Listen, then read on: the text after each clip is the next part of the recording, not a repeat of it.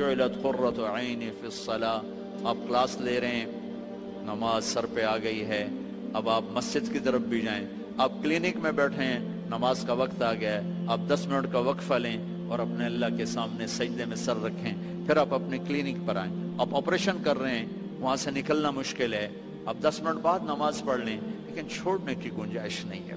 گھر میں بچوں کے ساتھ خاتون مشغول ہے، اللہ کا بلاوا آ گیا، اب اللہ کے سامنے کھڑے ہو جائیں کہ اللہ تعالیٰ نے آپ کو بلایا ہے، اور یہ سر زمین پہ رکھنا میری آپ کی سب سے بڑی معراج اور عزت اور عظمت اور کامیابی ہے۔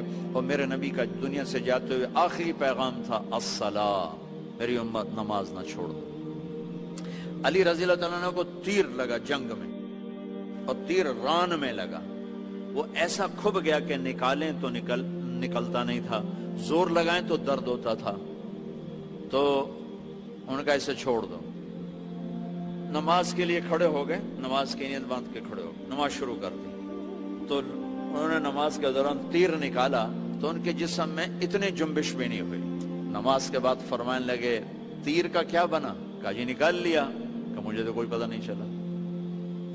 عروہ بن زبیر رضی اللہ عنہ کے پاؤں کا وہ گینگرین ہوگی، گینگرین، تو وہ ڈاکٹروں نے کہا جی اب یہ کاٹنا پڑے گا، نہیں کاٹا تو آگے اوپر جائے گا سارا۔ ان کا ٹھیک ہے کاٹ دو، تو پھر آپ شراب پی لیں تاکہ آپ بے ہوش ہو جائیں، پھر ہم کاٹ دیں۔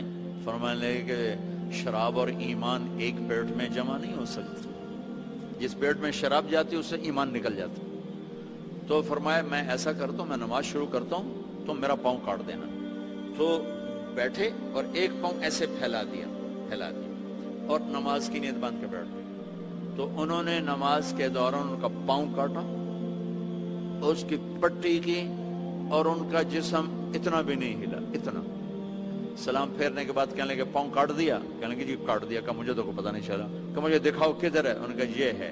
تو اپنے پاؤں کو پکڑا اور یوں، اے اللہ تو گواہ ہے، میرا یہ پاؤں کبھی تیری نافرمانی میں ایک دفعہ بھی نہیں اٹھا، ایک قدم بھی اس پاؤں سے میں تیری نافرمانی میں نہیں چلا۔ رابعہ بصری رحمت اللہ علیہ اپنے خامن سے فرماتی رات کو غسل کر کے کپڑے پہن کے خوشبو لگا کے کہ آپ کو میری ضرورت ہے؟ اگر وہ کہتے نہیں تو پھر کہتی مجھے اجازت ہے میں اپنے اللہ سے بات کر لوں؟ کہنے لگے ہاں اجازت ہے۔ پھر ساری رات سجدے میں گزر جاتی تھی اور نفلوں میں گزر جاتی تھی اور رونے دھونے میں گزر جاتی تھی۔ جوانی میں فوت ہو گئی، 40 سال کی عمر میں۔ جب ان کا انتقال ہوا تو ایک خادمہ ساتھ تھی، اس سے فرمانے لگی دیکھو میں جب مر جاؤں نا تو مجھے راتوں رات دفن کرنا ہے، اور جس کرتے میں میں تہجد پڑھتی تھی وہ مجھے کفن دینا ہے، اور کسی کو بتانا نہیں۔ تو اگلے دن وہ خواب میں ملی اسی خادمہ کو۔ ان کا ماں جی آپ کے ساتھ کیا ہوا؟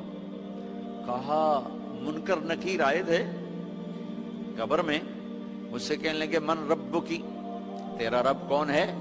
تو میں نے کہا سبحان اللہ، 40 سال جسے نہ بھلا سکی، 4 رات زمین کے اندر آ کے اسے بھول جاؤں گی؟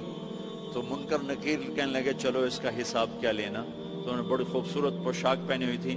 کہا آپ کا تو کفن وہ تہجد والا کرتا تھا، یہ سبز ریشم کہاں سے آ گیا؟ کہ یہ سبز ریشم مجھے اللہ نے پہنایا ہے، اور تہجد کا کرتا لپیٹ کے رکھ دیا گیا ہے، قیامت کے دن میرے اعمال کے اندر اس سے بھی تولا جائے گا، میرا وہ کرتا بھی تولا جائے گا جس میں وہ تہجد پڑھا کرتی تھی۔ تو اگر ہم تہجد نہیں پڑھتے کم از کم فرض نماز تو ہو جائے۔